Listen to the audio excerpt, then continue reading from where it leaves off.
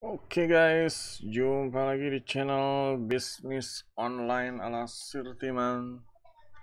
Kali ini akan membahas tentang persiapan resesi 2023. Jadi di sini Sirtiman cuma mau membekali dengan salah satunya adalah cara cari duit dari rumah. Jadi misalnya ada resesi, ya kita punya kerjaan atau punya segala sesuatu yang harus yang di luar rumah, sehingga kita dirumahkan atau harus cari duit dari rumah, entah itu menghemat biaya ongkos, menghindari macet dan lain-lain. Di sini Sirtiman cuma mau ngasih panduan tentang ya tips-tipsnya cara cari duit dari rumah. Ini tips-tipsnya aja nih gitu. Soalnya ya seperti kita tahu semua ya, sekarang ini ya musuh musuh ya rata-rata itu ya kalau udah di rumah itu kita punya banyak waktu dan ya seperti biasa ada handphone, ada TV, kita jadi banyak mager gitu. Nah, di sini Sirtiman ini mau ngasih tipsnya biar jangan seperti itu, istilahnya pergunakan waktu dengan ya sebaik-baiknya ya. Waktu cuma 24 jam dan kalau mager tuh nggak terasa ya, 8 jam 12 jam lewat ya udah gitu. Nah, di sini yang pertama Sirtiman itu adalah menyelesaikan tugas hari ini. Ya, menyelesaikan tugas hari ini. Jadi ya saat kita mulai ya hari ini mulai bekerja, mulai cari duit, entah itu buka lapak, entah itu freelance, yang jelas ya kayak job-job, misalnya job-job dari klien, atau misalnya kita buka lapak ya harus posting-posting ya produk atau foto, judul deskripsi di lapak itu harus diselesaikan dengan jadwal yang benar-benar ya serius ya, benar-benar direncanakan gitu. Jangan sampai meleset mundur sehingga besoknya muncul jadwal baru, jadinya ya menumpuk gitu. Kalau udah menumpuk itu ya pikiran kita tuh udah nggak bisa handle gitu loh, yang ada malah malah bubar gitu, jadinya malah kembali lagi ke mager aja deh gitu, berharap segala sesuatunya ajaib. Nah, di sini Sirtiman cuma mau kasih himbauan menyelesaikan tugas hari ini ya.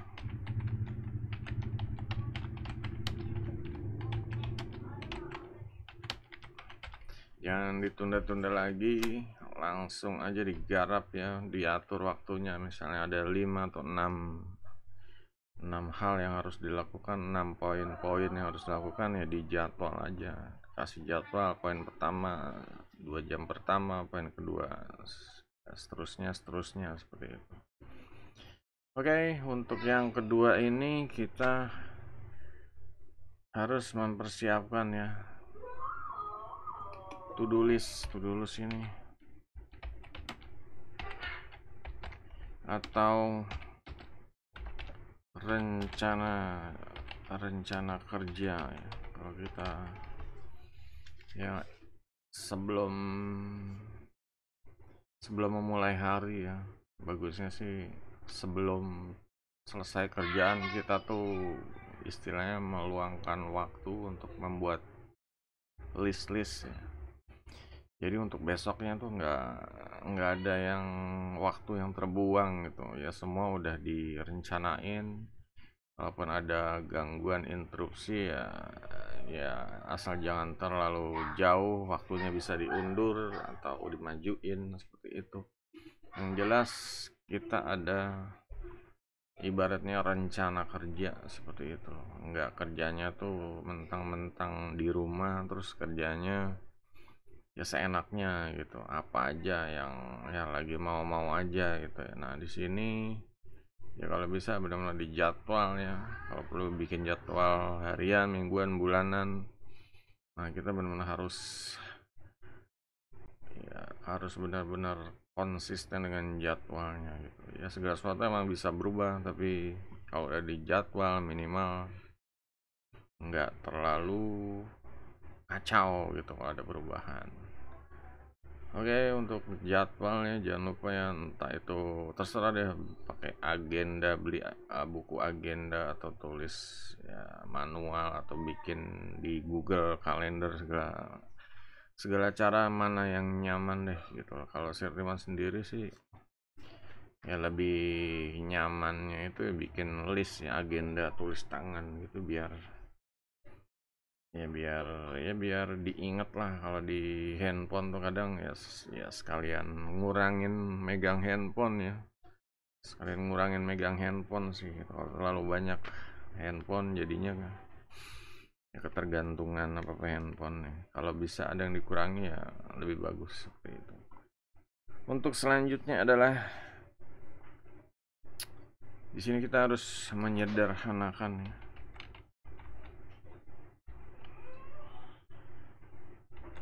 Sederhanakan, entah itu ruangan kerja atau tugas-tugasnya, kita sederhanakan aja. Jangan kita bikin ribet, sulit ya. Kayak setup meja kerjanya jangan terlalu banyak barang, nanti malah bingung nyarinya di mana gitu. Yang perlu-perlu aja. Kita harus bisa nyortir, harus bisa memilih ya. Kalau emang jarang dipakai ya udah geserkan kemana, masuk kotak atau seperti apa. Ini untuk yang di meja kerja ya. Kalau untuk di jobnya ya disederhanakan. Kalau untuk jangan sampai apa ya, biasanya sih kalau urusan sosial media atau ngecek email itu sebenarnya yang paling mengganggu ya, menginterupsi, dikit-dikit pengen cek, dikit-dikit pengen cek. Jadi kasih waktu aja, ada jamnya buat ngecek. Jangan setiap 2 menit 3 menit ngecek, itu jadinya makan waktu, jadinya motong kerjaan segala macam ya, bikin kerjaan tambah lama segala macam.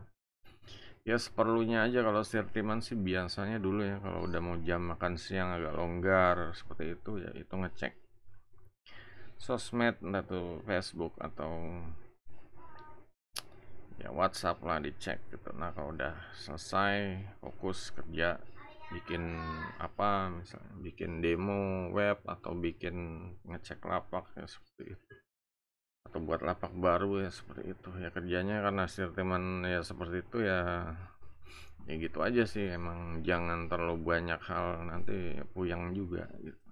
Dibatasi, mulai yang benar-benar menghasilkan itu yang digeber gitu.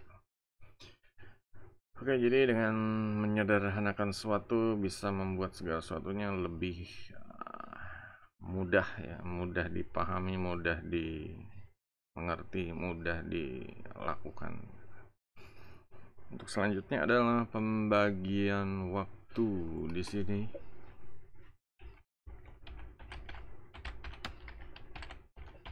Di sini biasanya kalau udah kasihkan kerja sampai lupa waktu ya buat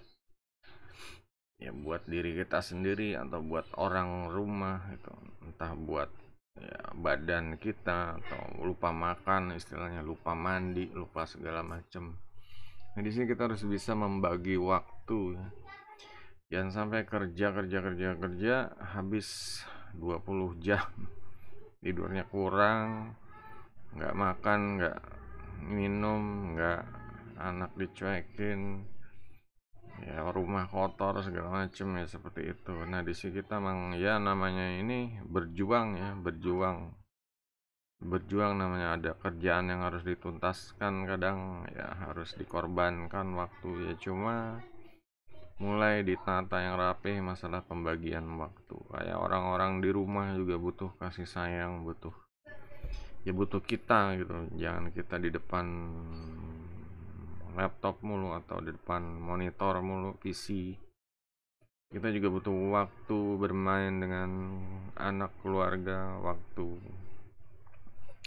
ya bercengkrama, waktu bercanda istilahnya ya seperti itu ya, agar membagi waktu yang adil lah gitu ya. Jangan terlalu berat sebelah ke kerjaan, nanti efeknya ya bisa hubungan yang tidak harmonis, terutama untuk ya, ke keluarga ya. Lanjut selanjutnya, berpikir untuk hari esok ya. Berpikir untuk hari esok. Ini karena di sini kita tuh bisnis online, misalnya di rumah bisnis online ya. Jadi besok itu biasanya tuh bisnis online itu namanya bisnis itu banyak yang dilakukan ya. Biasa bisnis itu kayak mempersiapkan segala sesuatu, entah itu lapak, entah itu website, entah itu ya konten seperti itu. Nah ini harus disiapkan juga. Yang untuk freelancer juga ya harus dicek, entah itu message ya, PM message dari klien atau dari calon pembeli, itu harus dicek ya. Jadi cek lagi orderan yang dalam proses, orderan yang sedang butuh revisi dan lain-lain. Nah di sini kita harus mengatur jadwal, berpikir untuk hari esok. Besok nih kita ngapain, strateginya apa gitu. Jangan sampai besok itu blank ya, bangun terus ngapain hari ini. Nah seperti itu. Itu ibaratnya kalau bisnis sudah rugi kemana-mana gitu, rugi waktu. Bisnis tuh nggak cuma cari duit juga ya. Bisnis tuh benar-benar harus mengelola waktu. Jangan sampai kita cari duit doang tapi waktunya terbuang-buang. Nah, seperti itu. Harus benar-benar harus pas lah gitu. Harus benar-benar jitu caspleng ya, bisa menentukan apa yang efektif ya. Jangan membuang-buang waktu, juga membuang-buang jadwal ya, kerjaan seperti itu. Berpikir hari esok, membuat segala sesuatunya di esok lebih mudah. Oke, untuk selanjutnya adalah, nah di sini jangan lupa nih guys, di sini kita harus tidur yang sempurna ya. Pokoknya tidurnya tuh harus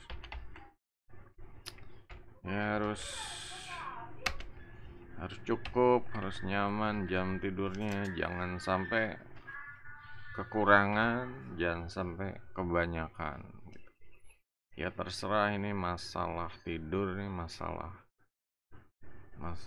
apa ya, masalah kebiasaan sih ya. Entah itu ada orang yang tidurnya keputus-putus 2 jam 3 jam baru nanti tidur lagi setelah ngantuk. Seperti itu ada yang langsung 8 jam dalam satu hari dia tidur aja kuat melek setelah 8 jam.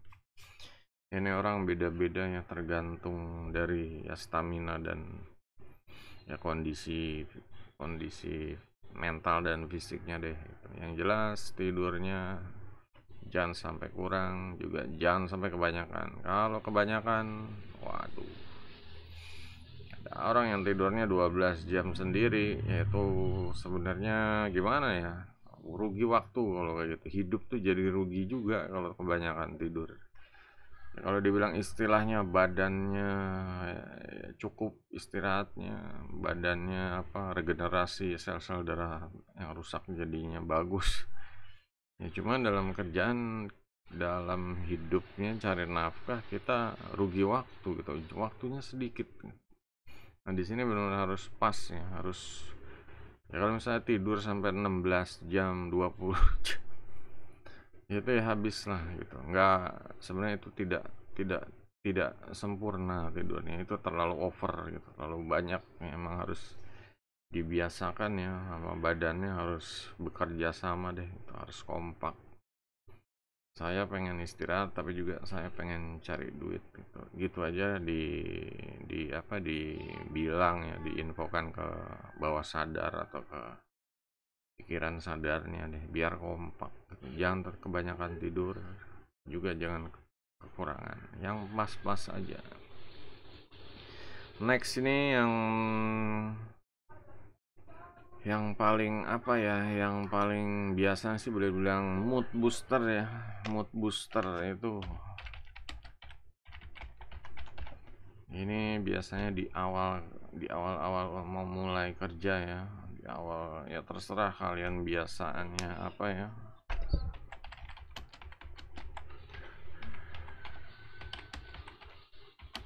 Jadi biasanya entah itu mau memulai kerja itu ya terserah hobinya apa, sukanya apa, entah itu minum kopi, entah itu makan camilan atau apa. Yang jelas manfaatkan dan tetap produktif ya saat mulai itu, jadinya semangat terus. Jangan mulai itu udah mutung, udah bete gitu ya. Ya itu kesananya seperti apalah gitu. Jadi kalau untuk yang udah tahu, yang saya suka ini kalau pagi ini bikin bikin hati happy atau mood booster ya, begini ya udah gitu loh. Langsung aja dimulai kebiasaannya biar saat memulai itu kita tetap semangat ya. Semangat itu benar-benar apa ya, happy, benar-benar positif deh gitu. Jangan sampai start di awal itu udah negatif, entah itu lagi mutung, lagi bete, lagi bad mood segala macam ya, itu nanti malah kerjaan yang lainnya nggak kepegang, nggak kepikiran, malah mikirin yang negatif aja gitu. Ya memang sih namanya manusia ya, kadang dapat ya, segala sesuatu yang nggak ngenakin gitu.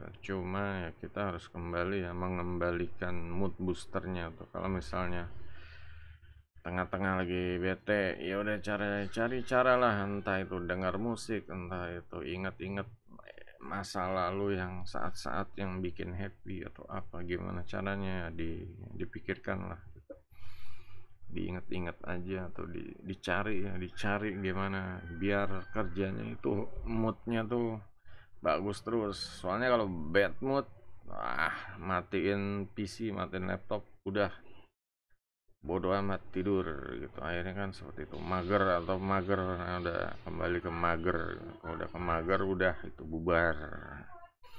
Nah, di sini yang namanya cari nafkah dari rumah itu benar-benar nggak mudah juga gitu loh. Banyak hal yang harus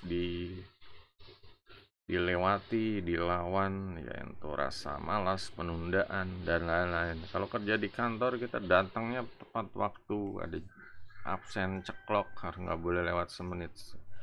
Kalau di rumah itu emang nggak ada yang ngontrol kecuali diri kita sendiri gitu.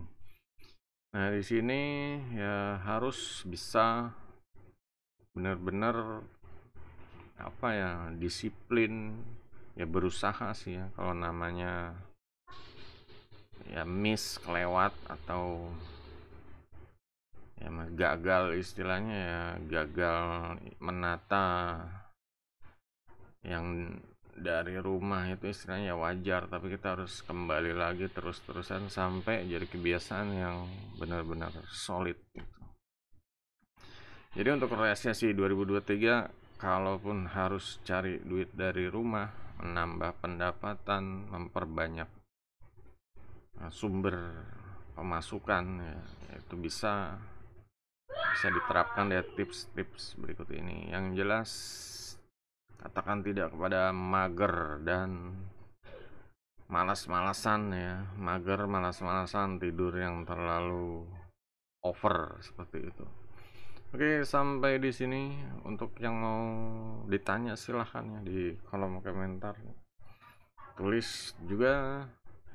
Untuk yang suka sama konten-konten seputar bisnis online atau seputar mesin duit, pencari nafkah, dan software dan hardware-nya, silahkan subscribe ya. Jangan ragu-ragu, biar Sirtiman semangat terus bikin konten yang oke gitu.